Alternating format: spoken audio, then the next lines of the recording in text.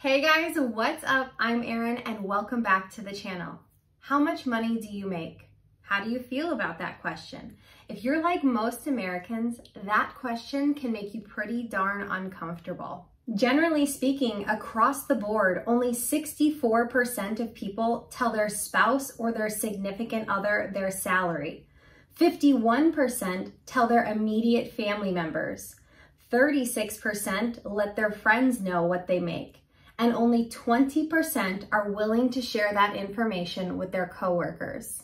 Like many averages, those stats are skewed. Millennials are actually helping to bring those averages up as they are more willing to talk about pay than any other generation. And partly it's because millennials grew up in the age of social media and they're used to sharing every aspect of their life online. So when it comes to pay, they kind of approach it with the attitude of, why not share it? And I fall into this group as well. I am very comfortable discussing all things money with my family, with my friends, with my coworkers, but my line of comfortability ends with those personal interactions. For example, I don't come here on YouTube and discuss my pay with an entire online forum or for the entire world to see. At that point, I'm not that comfortable, so it's not something I do. It's important to know your own personal boundaries and where your lines of comfortability are. And while I believe it's important to be open with all things money, it's important to know that not everyone else shares that same belief, and that should be respected. When it comes to family, it's just a given in my family that we all talk about all things money. However, when I have a new coworker or I meet a new friend and our conversation turns towards money, I generally say something along the lines of, I am very comfortable talking about money. How does that make you feel? Because I never want to make anyone feel uncomfortable. So with that said, how do you guys feel talking about money? How do you feel discussing your pay with others? Who are you willing to discuss it with? Who are you not willing to discuss it with? That's just as important. With that said, I want to go over discussing pay with each of these groups: your significant other, your family, your friends, and yes, your coworkers. The first group, your significant other. This one is a little mind-boggling to me. According to the research, only 64% of people are willing to share their pay with their significant other. I don't understand why that stat is not 100%. I don't understand how you can appropriately share your life with someone without sharing your finances. Usually when you're sharing your life, that means you're splitting financial things like the mortgage, vacation, savings, and every other financial thing that goes along with living your life. How can you create a budget with someone if you have no idea what he or she is making? I don't see sharing your finances and sharing your money, your take-home pay, as optional when it comes to your significant other. I feel like you have to share that information with them. Would you be willing to go and buy a house if you just had a rough idea of what your significant other made? I believe if you are sharing your life together, you are sharing your finances. It's going to be incredibly hard, if not impossible, to appropriately budget or plan for the future, aka retirement, if there isn't transparency in a relationship. Now, I'm not saying if you're 3 dates in that you have to be discussing your pay with someone, although that would be a real quick way to get to know someone and have some really good and sometimes uncomfortable conversations. But oh my goodness, if you are discussing moving in with someone, if you're engaged, or if you are married, it is time to open up. You need to talk about your pay with your significant other. And if you can't discuss your pay with your significant other, or he or she isn't willing to open up to you, ask why that might be. Because if you're not being transparent about your pay, if you're hiding financial matters from your significant other, you likely might be hiding some other things as well, and you may not have an altogether healthy relationship. Next up, family.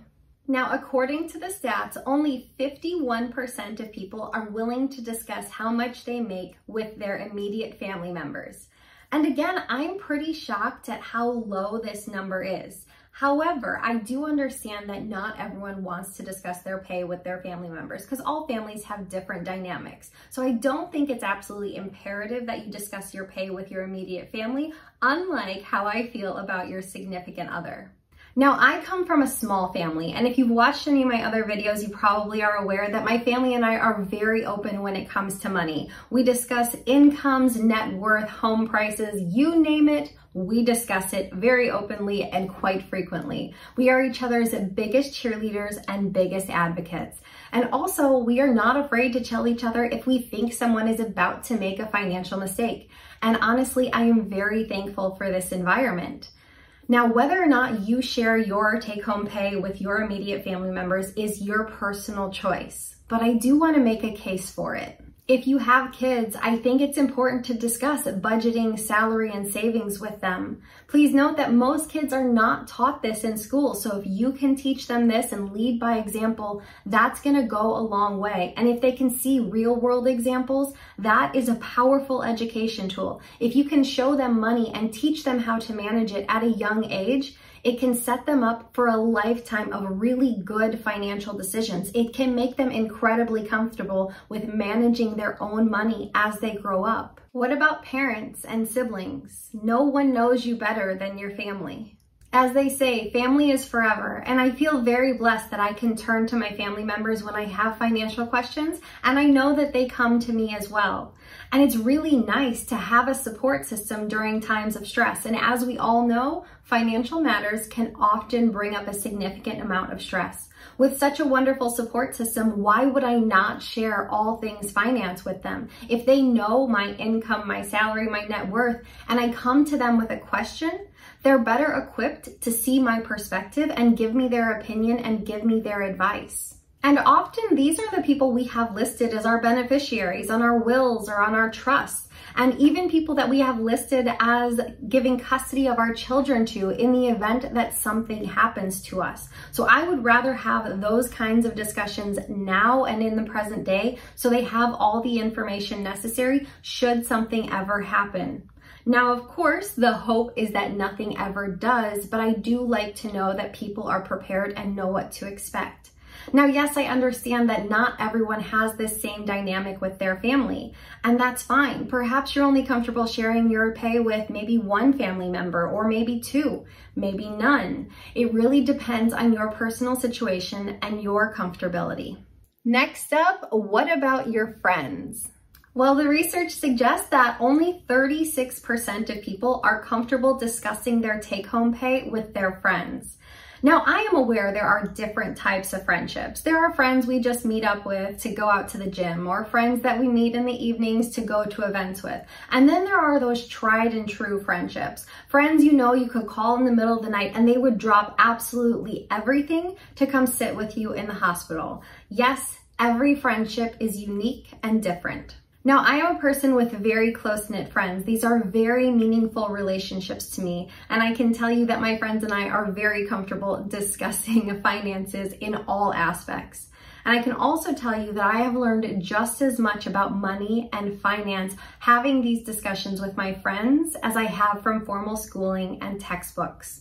The textbooks will tell you what percentage of your income you should save and what an investment could theoretically turn into over time, or what kind of home you can afford. With my friends and I, we have shown each other this. We have watched each other buy countless homes and gone over all of the costs associated with it. We've discussed our take-home pay and the percentage that we allocate towards investments, and we've shown each other what those investments have grown to over time. We've also discussed our losses during the downturns. When you have friends with decades of experience in investing under their belt, these conversations can be incredibly eye-opening. Seeing it for yourself, going through it, watching a friend go through it, makes it real in a way no internet graph ever can, and it really makes you feel it. With my friends, we've been able to go over what starting salaries look like in any given industry, when pay increases happen, and what we do with those pay increases.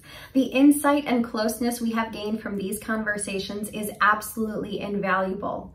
My friends and I, when we get new job offers, we will actually screenshot the job offer and send them to each other. In case you're not familiar with a job offer, it will actually include the salary for the position on the offer. So yes, we are very comfortable discussing take-home pay.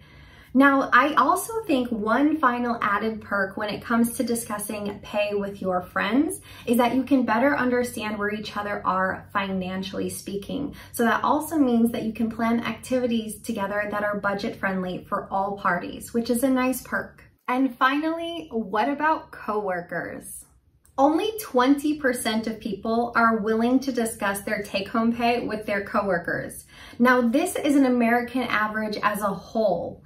If we break it down by generation, only 8% of baby boomers are willing to discuss their take-home pay with their coworkers, and 30% of millennials are willing to discuss that take-home pay with coworkers. So millennials certainly are bringing these averages up. Now, take-home pay and discussing that with your coworkers is a gray area. There are pros and cons, but first and foremost, I do want to point out that discussing your pay with your coworkers is a federally protected right under the National Labor and Relations Act. So while your employer may not like you doing this, they cannot prevent you from doing so. On the one hand, I think discussing pay at work can help create an environment of transparency. It can help you know where pay ranges start and where you can grow to over time. It can help give insight into different pay ranges within different positions within the company, in the industry, or in the field as a whole. I think discussing pay is especially insightful for those just starting out in a field or in a company, because whether we like it or not, the pay of a position is often a big determining factor if we accept that position. So it can give you a lot of insight knowing where you can grow to within a company or an industry, and it can help you decide if you're actually climbing a ladder that you truly want to. Now, there absolutely are cons to discussing your pay at work. What if you are now made aware that there are broad pay gaps?